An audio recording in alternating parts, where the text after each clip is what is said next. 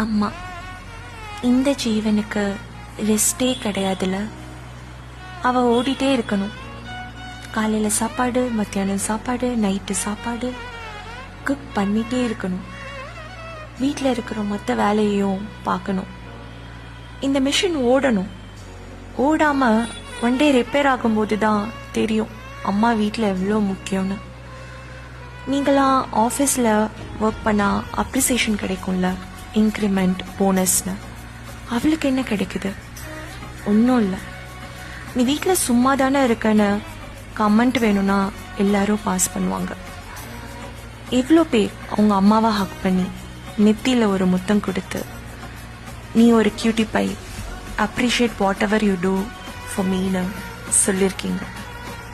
சொல்லலைனா இப்போவே போய் சொல்லுங்க. அம்மா என் உயிர் நாடி.